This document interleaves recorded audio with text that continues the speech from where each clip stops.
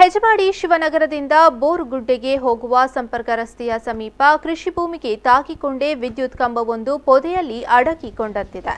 ವಿದ್ಯುತ್ ಹರಿಯುತ್ತಿದ್ದ ತಂತಿಗಳು ಕೈಗೆಟುಕುವ ಸ್ಥಿತಿಯಲ್ಲಿ ಕೃಷಿ ಭೂಮಿಯ ಮಧ್ಯಭಾಗದಲ್ಲಿ ಹಾದು ಹೋಗಿ ಅಪಾಯ ಸಂಭವಿಸುವ ಪರಿಸ್ಥಿತಿಯಲ್ಲಿದ್ದರೂ ಯಾವುದೇ ಕ್ರಮ ಕೈಗೊಂಡಿಲ್ಲ ಎಂಬುದಾಗಿ ಹೆಜಮಾಡಿ ಗ್ರಾಮ ಪಂಚಾಯಿತಿ ಸದಸ್ಯ ಶಿವರಾಮ ಶೆಟ್ಟಿ ಆರೋಪಿಸಿದ್ದಾರೆ.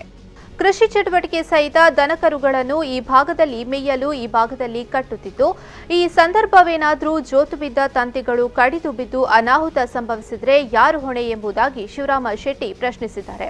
ಅಲ್ಲದೆ ವಿದ್ಯುತ್ ಕಂಬವಂತೂ ಇದೆ ಎಂಬುದೇ ತಿಳಿಯದಷ್ಟು ಪೊದೆ ಆವರಿಸಿಕೊಂಡಿದೆ. ಬಳ್ಳಿಗಳು ವಿದ್ಯುತ್ ತಂತಿಯನ್ನ ಸುತ್ತಿಕೊಂಡಿದ್ದು ಯಾವ ಸಮಯದಲ್ಲೂ ವಿದ್ಯುತ್ ಅವಘಡ ಸಂಭವಿಸುವ ಸಾಧ್ಯತೆಯನ್ನ ಅಲ್ಲಗೆಳೆಯುವಂತಿಲ್ಲ. ಈ ಬಗ್ಗೆ ಕಳೆದ 1 ವರ್ಷಗಳಿಂದ ನಿರಂತರವಾಗಿ ಪಡುಬಿದ್ರಿ ಮೆಸ್ಕಾಂ ಅಧಿಕಾರಿಯ ಗಮನಕ್ಕೆ ತಂದಿದ್ದೇನೆಯಾದರೂ ಯಾವುದೇ ಸ್ಪಂದನೆ ನೀಡಿಲ್ಲ. ತಕ್ಷಣ ನಮ್ಮ ಈ ಸಮಸ್ಯೆಗೆ ಪಡುಬಿದ್ರಿ ಮೆಸ್ಕಾಂ ಅಧಿಕಾರಿಗಳು ಸ್ಪಂದಿಸದಿದ್ದಲ್ಲಿ ಕಚೇರಿಗೆ ಮುತ್ತಿಗೆ ಹಾಕಿ ಪ್ರತಿಭಟಿಸಬೇಕಾಗಿತ್ತು ಎಂಬುದಾಗಿ ಎಚ್ಚರಿಸಿದರು.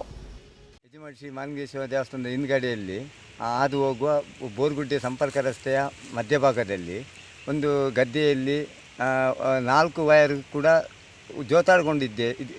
ಜೋತಾಡ್ಕೊಳ್ತಾ ಇರುತ್ತದೆ. ಅಲ್ಲದೆ ಒಂದು ಕಂಬ ಇಡೀ ಮರವನ್ನು ಸುತ್ತಾಡಿಕೊಂಡಿದೆ. ನಾನು ಇದು 1 ವರ್ಷದಿಂದ ನಾನು ಹೇಳ್ತಾ ಇದ್ದೇನೆ.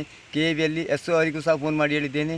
ಅಲ್ಲದೆ ನಮ್ಮ ಹೆಜಮಾಡಿಯ ಲೈನ್ಮ್ಯಾನ್ ಅವರಿಗೂ ನಾನು ಫೋನ್ ಮಾಡಿ ಹೇಳಿದ್ದೇನೆ.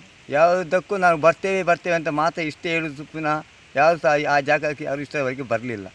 ಹೌದು, ಕೃಷಿ ಮಾಡುವಾಗ ನಮಗೆ ಅಂದರೆ ಈಗ ನಮ್ಮದು ಕೃಷಿ ಈಗ ಇಲ್ಲಿ ಬರಲಿಕ್ಕೆ ನಮಗೆ ದಾರಿ ಇಲ್ಲ, ಮಿಷಿನ್ ಎಲ್ಲ ತರಲಿಕ್ಕೆ. ನಾವೀಗ ದನಗಳನ್ನೆಲ್ಲ ಕಟ್ತೇವೆ. ಅದನ್ನು ಸಹ ನಾವು ಹೇಳಿದ್ದೇವೆ. ನಮ್ಮದು ಹುಡುಗರು ಕೆಲಸದವ ಬಂದು ಇಲ್ಲಿ ದನಗಳನ್ನು ಕಟ್ಟಲಿಕ್ಕೆ ಬರ್ತಾನೆ, ಅವನಿಗೆ ಅಷ್ಟು ತಿಳಿಯುವುದಿಲ್ಲ. ಒಂದು ಏನಾದರೂ ಅದು ಹೆಚ್ಚು ಕಡಿಮೆ ಆದರೆ ಇದಕ್ಕೆ ಹೊಣೆ ಯಾರಂತ ಸಹ ನಾನು ಕೇಳಿದ್ದೇನೆ.